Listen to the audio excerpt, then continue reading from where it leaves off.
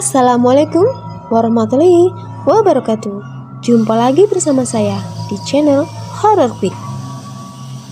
Untuk kali ini saya akan membawakan sebuah kisah yang berjudul Seorang Bidan Cantik yang Membantu Persalinan di Desa Gaib, Desa Bayangan. Namun sebelumnya, silakan klik tombol like, subscribe, dan hidupkan lonceng notifikasi untuk mengetahui kisah terbaru lainnya dari channel ini. Dan bagaimana kisahnya? Langsung saja kita masuk ke ceritanya. Kisah ini merupakan kisah seorang bidan cantik yang membantu persalinan di kota gaib. Ia membantu persalinan dari desa satu ke desa lainnya tanpa melihat status sosial. Kali ini ada seorang ibu yang mengetuk pintu rumahku untuk meminta bantuan agar membantu persalinan anaknya yang segera melahirkan, yang terletak di sebuah desa bayangan. Begini ceritanya. Berawal aku diminta seorang ibu bahwasanya ada putrinya yang mau melahirkan di desa bayangan. Malam itu hujan rintik-rintik. Tiba-tiba pintu rumahku terdengar ada seseorang yang mengetuk pintu. Bu Bidan, tolong saya Bu, anak saya mau melahirkan. Kemudian aku pun beranjak dari tempat duduk dan membuka pintu rumahku. Iya Bu, ada apa? Tolong Bu Bidan, anak saya mau melahirkan Bu. Oh iya, tunggu sebentar ya Bu. Kemudian aku pun masuk ke dalam rumah untuk mempersiapkan alat-alat yang akan dibawa. Dan tak lupa membawa payung karena cuaca rintik-rintik. Mari Bu, ke arah mana kita jalannya Bu? Ibu itu pun tidak menjawab, malah memegang tanganku sambil berkata, mari ikut denganku Bu. 10 menit kemudian kita sampai. Antara sadar atau tidak sadar aku telah duduk di bangku angkot. Kemudian aku pun berpikir, di desa ini di jam segini tidak ada angkot. Mungkin itu hanya pikiranku saja. Kemudian tibalah di desa bayangan. Dan aku pun memandangi rumah-rumah dan pagar-pagar di desa itu. Desa itu terlihat bagus. Bahkan saya terkagum-kagum. Lalu ibu itu menggandeng tanganku dan mengajak berhenti di bangunan rumah persis di sebelah rumahku. Mari masuk Bu, ini rumahnya. Aku menuruti ibu itu dan mengucapkan salam sambil mengetuk rumahnya. Lalu, tak lama kemudian keluarlah seorang laki-laki yang bungkuk, lalu mempersilakanku masuk dengan ramah. Aku terkagum-kagum. Sekilas, aku pikir ini suaminya dari wanita yang akan melahirkan itu.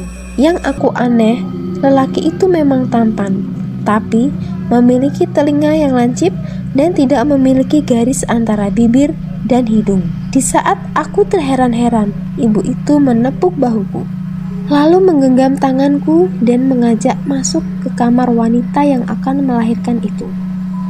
Aku dibuat takjub karena melihat kamar yang luas dan tertata rapi dan bersih. Dari tempat tidur dan peralatan bayi, kemudian wanita itu menyapa. Wanita itu menyapaku dan dengan senyuman dan keramahannya. Lalu ia berkata, "Tolong bantu aku ya Bu Bidan," katanya lirih di depanku. Aku hanya tersenyum. Iya Bu, insya Allah saya akan membantu persalinannya. Aku pun sedikit terheran dan terkejut menatap wajahnya yang cantik, karena wajahnya sama persis dengan suaminya. Kupingnya lancip dan tidak punya garis di antara bibir dan hidungnya. Aku mengabaikan semua itu sebab yang terpenting bagiku adalah menolong persalinannya. Kemudian aku mulai bekerja memeriksa tensi pasien. Semua tidak ada kendala. Aku pun mulai memakai sarung tangan dan memberi suntikan rangsangan kepada wanita itu. Tak lama kemudian, injeksi itu beraksi. Wanita itu mulai berkontraksi dan berusaha mengejan. Aku pun membantu dengan menuntun. Ayo Bu, tarik nafas Bu. Tarik nafas, lepas. Tarik nafas, lepas lagi Bu. Sambil tanganku menahan di bawah rahim wanita itu. Khawatir akan kepala bayi terjatuh ke kasur. Dan tak lama kemudian terdengar suara tangisan bayi pecah di ruangan itu. Aku berucap syukur. Kebahagiaan dari profesiku adalah berhasil menolong orang yang mau melahirkan. Dengan sigap, aku membersihkan bayi menggunakan gunting untuk memotong ari-arinya. Tetapi aku merasa sangat berat. Tetapi aku merasa heran. Berat bayi ini sangat tidak lazim. Selama aku menangani persalinan, belum pernah ada beratnya sebanyak 5 kilo.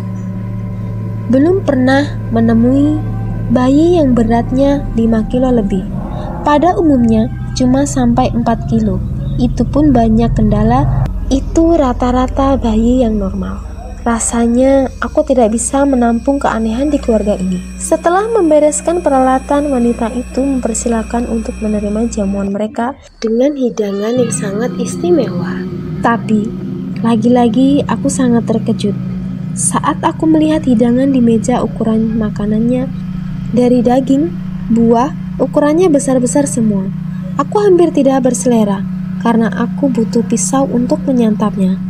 Lalu, aku pamit kepada semua dan ibunya mengantarkanku, seakan memahami tatapanku, dan yang membuat aku terpana kali ini, aku melihat wajah sang ibu itu sama persis dengan suami istri yang punya rumah ini. Pening rasanya memikirkan itu semua. Aku mengeluarkan tanganku kepada wanita yang baru aku tolong persalinannya. Maksudku hendak berpamitan, tetapi wanita itu mencekal tanganku dan menyelipkan segenggam kunyit sebagai balasan jasa. Sebetulnya aku tidak mau menerimanya, tapi akhirnya aku terima. Sebab khawatir mereka akan tersinggung dan takut akan mereka tidak aku hargai. Akhirnya, setelah aku berpamitan, pandangan mataku mulai kabur yang terlihat samar-samar. Hanya gambar-gambar tugu desa bayangan. Selanjutnya dunia terasa gelap. Keesokan harinya, pagi-pagi sekitar pukul 5:10. Samar-samar aku mendengar suara riuh bergemuruh. Suara gemuruh itu berada di dekatku. Perlahan aku membuka mataku dan jelas suara riuh itu suara warga di sini. Ibu Widya, kenapa ada di sini, Bu? Semalam beberapa kali kita mencari di sini, tapi ibu tidak ada. Kemudian terdengar sautan yang lain. Cepat, panggil suaminya. Kasihan, 3 malam ini menunggu di sini, ucap warga lain. Tak lama, ada seorang ibu warga di situ juga yang membangunkanku. Bangun, Neng, sambil memeriksa keadaanku seakan khawatir akan terluka di badanku. Tak lama kemudian suamiku datang sambil memberondol pertanyaan-pertanyaan. Dari semua pertanyaan, ku jawab hanya aku mengatakan, aku baru saja menolong ibu yang mau melahirkan di daerah desa bayangan. Sontak warga terkejut. Ah, desa bayangan itu tidak ada. Setibanya di rumah, suamiku bilang, aku menghilang selama 3 hari tanpa kabar. Lalu aku ceritakan kejadian di desa bayangan beserta ciri fisik orang yang di sana. Suamiku terkejut, lalu bertanya kepadaku, kamu makan gak di sana? Aku bilang, tidak, karena makanan di sana bentuk dan ukurannya sangat besar-besar dan tak lazim. Syukurlah, ucap suamiku. Kamu tahu tidak bahwa kamu tuh masuk ke dalam alam gaib di desa bayangan itu. Jika kamu makan makanan itu, kemungkinan kamu tidak akan bisa pulang lagi.